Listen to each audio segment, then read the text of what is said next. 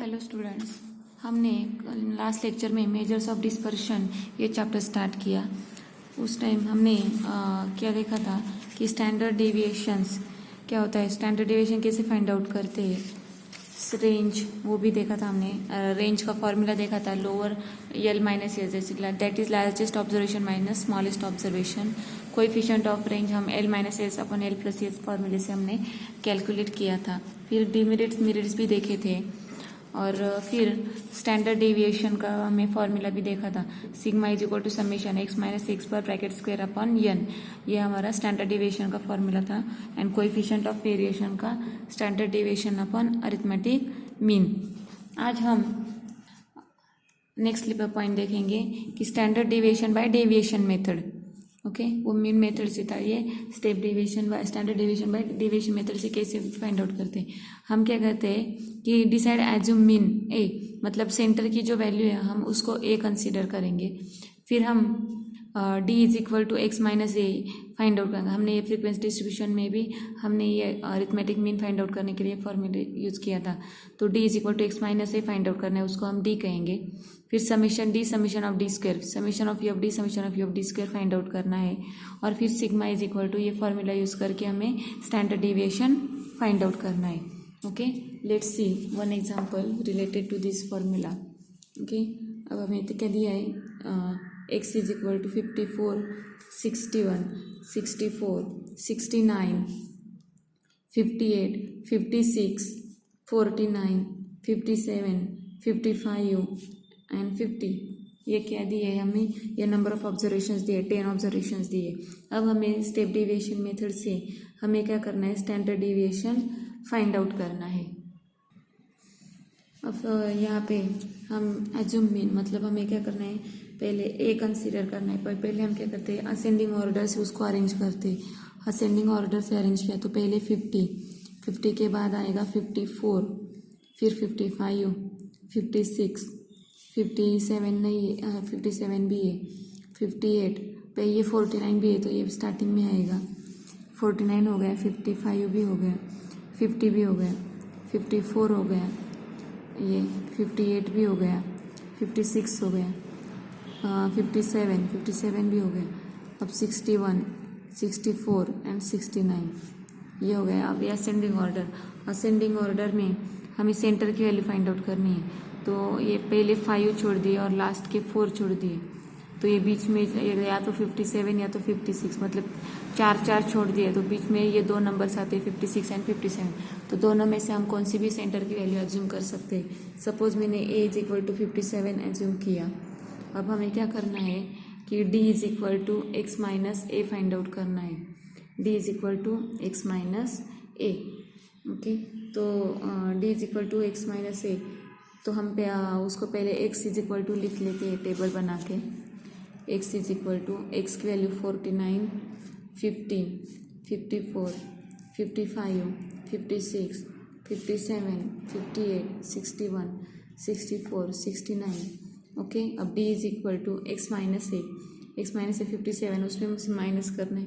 49 minus 57 minus 8, 50 minus 57 minus 7, 54 minus 57 minus 3, 55 minus 57 minus 2, 56 minus 50 minus यहाँ पे 0। अब 58 minus 57 1, 61 minus 57 4, 64 minus 57 4 plus 3 7, और 69 minus 57 9 plus 3 12। It is यहाँ पे आएगा 12। अब ये हो गया, डी हो गया। अब हमें डी स्क्वायर भी चाहिए, तो हर एक का क्या करना है, हमें स्क्वायर करना है। 8 का स्क्वायर 64, 7 का स्क्वायर 49, माइनस 3 का स्क्वायर 9, माइनस 2 का स्क्वायर 4, माइनस 1 का स्क्वायर 0, 1, 0 का स्क्वायर 1, 1 का स्क्वायर 1, 4 का स्क्वायर 16, 7 का स्क्वायर 49 और यहाँ पे 12 का स्क्वायर 144। ये हो गया डी स्क्वायर। अब हमारा फॉर्मूला क्या है, sigma is equal to under root summation D square upon N minus summation of D upon N bracket square which is equal to square root of. अब समेशन ऑफ डी स्क्वायर मतलब इसके इस सब की addition करनी है, तो इस सब की एडिशन कितनी आती है, अगर हमने इसकी एडिशन की तो ये एडिशन सब क्या आती है 337, ये इनकी डी स्क्वायर की एडिशन आती है। और समेशन ऑफ डी अगर हमने एडिशन की तो वो 3 आती है, क्योंकि यहाँ पे माइनस साइन भी दिया है तो माइनस साइन से वो क्या हो जाएगा सब्ट्रैक्ट हो जाएगा। तो ये -7 + 7 कैंसिल हो जाएगा, इससे 1 प्लस माइनस कैंसिल हो जाता है, तो वहाँ पे हमें एडिशन मिलती है 3। अब ये फॉर्मूले में सब्सटीट्यूट करना है। समेशन डी स्क्वायर आया 337 अपॉन n मतलब टोटल नंबर ऑफ ऑब्जर्वेशन 10 है, माइनस समेशन ऑफ डी कितना है 3 अपॉन n की वैल्यू 10 और उसका स्क्वायर। ओके, तो root of 337 upon 10 that is 33.7 minus 0.3 का क्या आएगा यहाँ पे स्क्वायर आएगा। तो 0.3 का स्क्वायर इसका मतलब क्या हो गया 0.09, ये इसका स्क्वायर आ गया। और अगर हम सब्ट्रैक्शन करेंगे तो वहाँ पे हमें आंसर मिलेगा 33.61, क्योंकि यहाँ पे 70 हो जाएगा, 70 में से 9 गया तो यहाँ पे 61 आएगा। और उसका स्क्वायर रूट क्या मिलता है हमें 33 का स्क्वायर रूट हमें मिल रहा है 5.79। तो ये क्या आ गया सिग्मा की वैल्यू आ गई 5.79। अब स्टैंडर्ड डेविएशन के लिए फॉर्मूला क्या है a plus summation of D upon n,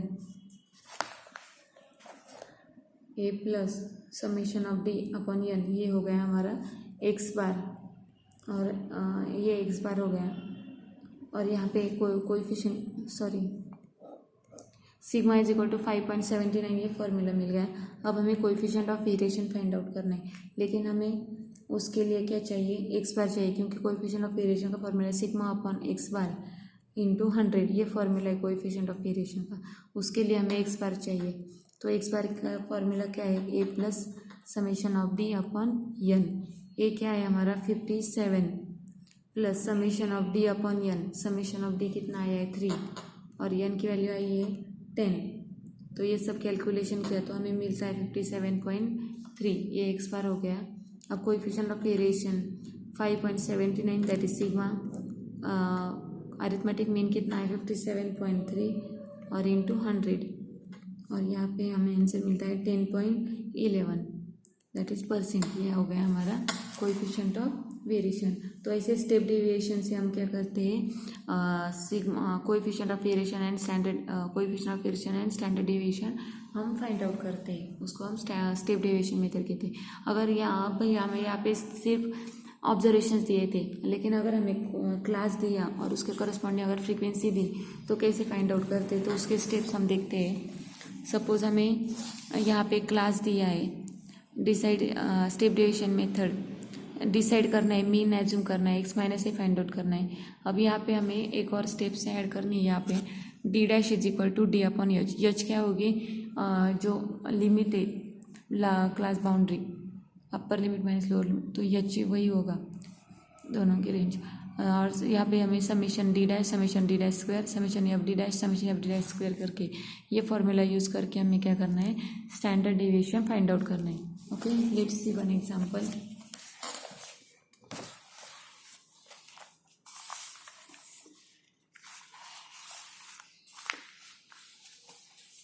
यहाँ पे 0 to 20, 20 to 40, 40 to 60, 60 to 80 to 100 ये दिया है।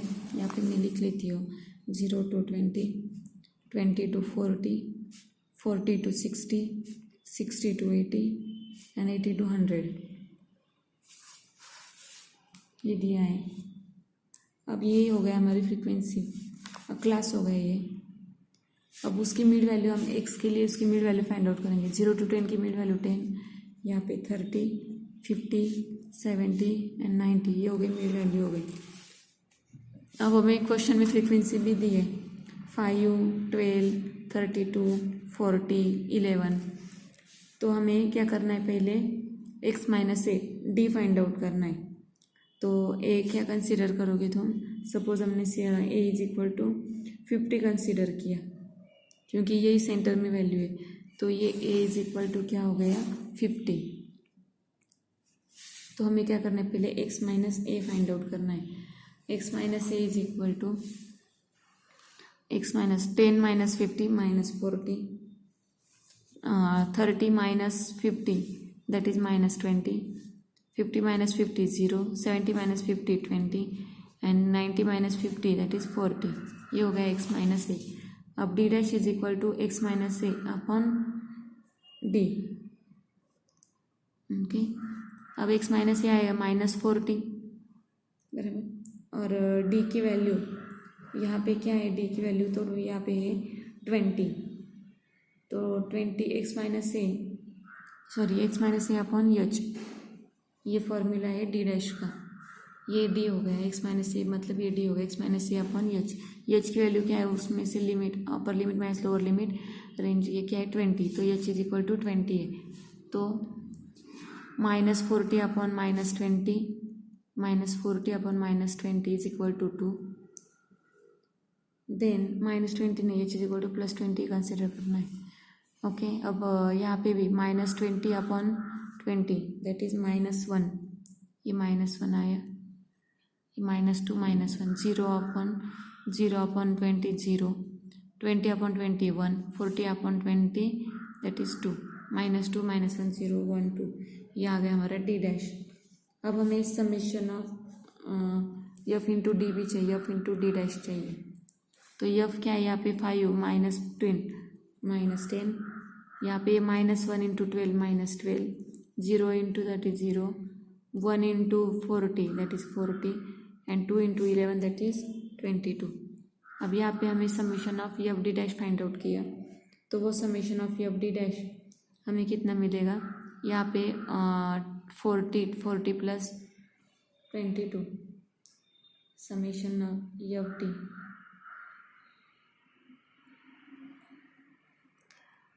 फिर 40 एंड 22 दैट इज 67 40 50 60 62.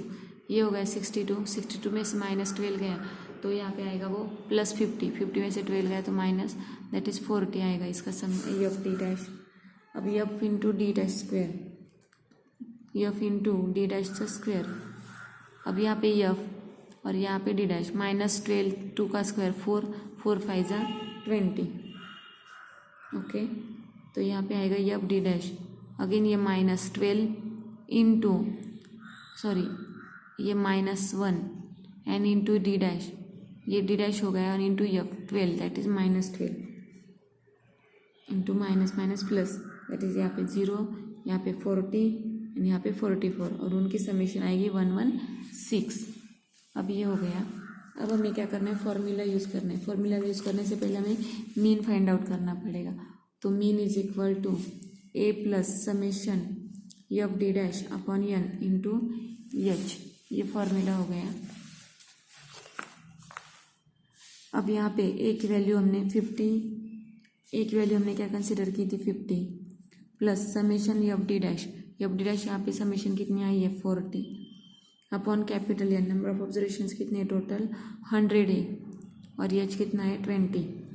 तो ये सब इसका आंसर आएगा हमें 0 0 कैंसिल, ये 0 कैंसिल, 5 4 जा 20, 20 इंटू 2 40 दैट इज 4. यहाँ पे 50 प्लस है, यहाँ का 0 नहीं कैंसिल होगा, सॉरी.